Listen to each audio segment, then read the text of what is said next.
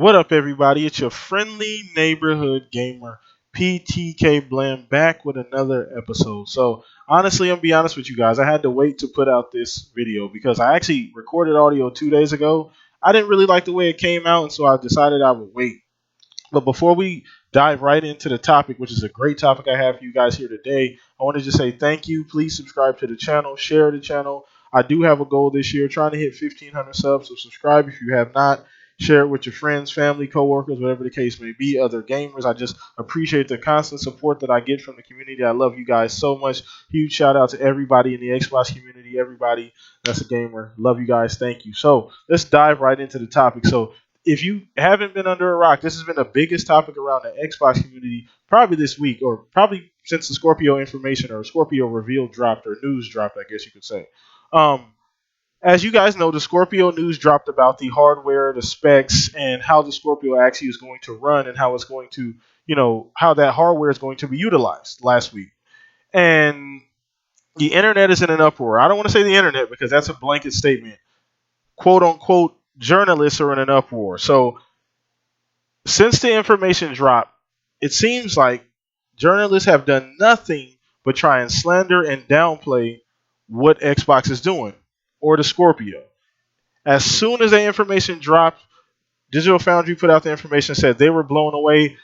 They had nothing but positive things to say about it. They were even surprised at some of the things and how it actually ran and how it actually it outdid itself. Honestly, that's pretty much what they said. It outdid itself. And it super surprised them. Eurogamer, they had the exclusive information. They had the exclusive news on the Scorpio. And every other gaming publication, you got Polygon came out, threw out some type of BS article. You got all these random journalists from GameSpot coming out being hypocrites, saying, oh, back when the PS4 Pro released it, oh man, it's great. I'm going to go buy a 4K TV just for this PS4 Pro. Scorpio comes out. Everybody's like, well, where's the exclusives? That's not hard. 4K is not good enough. All of a sudden, it's not good enough. Conveniently, it's not good enough. So then you got Kotaku coming out, throwing out a lot of these slandering titles, clickbait articles, Forbes. You go down the line, you kind of understand where I'm going with this. So I kind of want to address that a little bit. It's ironic how this happens after this news dropped. Now everybody knows what that was for. What Digital Foundry got the exclusive scoop was for. All that was for was to answer the one question: is this going to do what Phil Spencer and Xbox said it's going to do?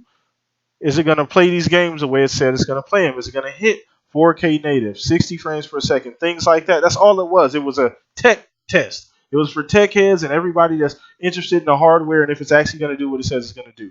Nothing more, nothing less. Everybody took that, decided to change the narrative and say, oh, well, it doesn't have any games, so who cares about the power? Well, when the PS4 Pro came out, I didn't hear the same narrative about, oh, well, there's no exclusives. And that was an even smaller jump than the Scorpio was. The Scorpio was a huge jump compared to the PS4 Pro.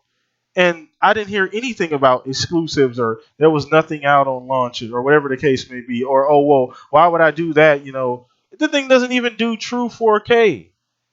And people are saying, oh, I'm going to go out and buy a 4K TV for the PS4 Pro, but you can't go do the same thing for the Scorpio. Now, I can completely understand preference. I have no problem if you just prefer the PlayStation. That's not what I'm talking about. What a lot of these journalists, quote unquote, once again, are just coming out, and for lack of a better term, showing their ass. They're being hypocrites. They're coming out and it's blatant. It's black and white. I'm not going to name any names, but plenty of journalists and editors, senior editors on Twitter have come out and showed their true colors and said how they really feel and showed how they really feel about the Xbox Scorpio and about Xbox as a brand as a whole. And when you, as a journalist, lose sight of objectivity, and Jason Schreier, I'm talking to you, lose sight of objectivity, then your job is pretty much a moot point. That's like me being a plumber, going to somebody's house, they say their toilet's clogged. I brought a spoon. I don't have the tools for the job. My job is to go unclog that toilet, but I'm bringing a spoon to unclog the toilet. If you don't want to do the job, get your ass off the seat. You know what I'm saying? I don't understand what all these issues are for. All of a sudden, the narrative has changed to fit what these journalists think is okay. I understand. Like I said, PS4 has had the market share this entire generation. It's the more popular brand. I get that, but give the Xbox One Scorpio a fair shake. Don't turn the conversation into something that it wasn't to begin with.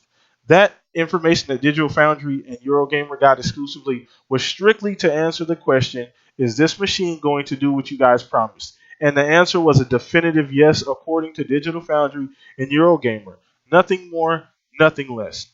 So if you thought a lot of the Xbox fans were looking through, walking around with tinfoil hats on, or walking around with rose-colored glasses on, we're not. This is the exact reason why some Xbox fans go overboard or, defend the console the way it is, because there has been a clear bias. There's been a clear bias this entire generation. And for whatever reason, I don't know why. I don't know why it's happened, but for whatever reason, people have chose to either ignore it or say, oh, well, that's not really the case.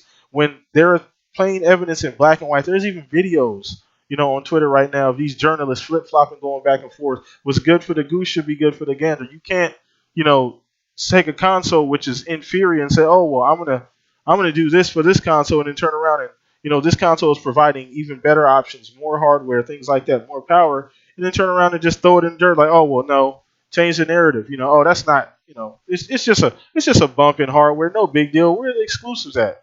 E3 is right around the corner. Give the damn console a chance. Give Xbox a chance to go out and show you what they can do. If they don't bring the games, grill them. I completely understand that. If they come out and they lay an egg at E3, I can't say anything. But if they come out and they present these games and they show what this console can do and they bring these exclusives, please say it. Say, hey, you know what? They came out. They did a great job. There's a lot of exclusives. Or, there's a lot of games, a lot of great games coming up. So that's kind of what I wanted to talk to you guys about. That's kind of been sitting on me heavy. Like I said before, I did a video about this, but I didn't think it was good enough. I wanted to kind of get my thoughts together, so I did not put it up. So I'm putting up my thoughts today. So once again, if you guys have not already subscribed to my channel, I appreciate the love and support. Don't forget, guys, I also have a family vlog channel. It's called the Reddick Family Chronicles. If you guys have not subscribed there, please go subscribe. If you guys want to see me and my family in our everyday life, we do vlogs, we do challenges, we do reactions, we do a little bit of everything. We have a lot of fun. If you guys want to see that, go subscribe there also too, guys. I love you guys and support you guys. You guys support me. I love it. It's awesome. So I am out of here, guys, for the day, and I will see you guys soon.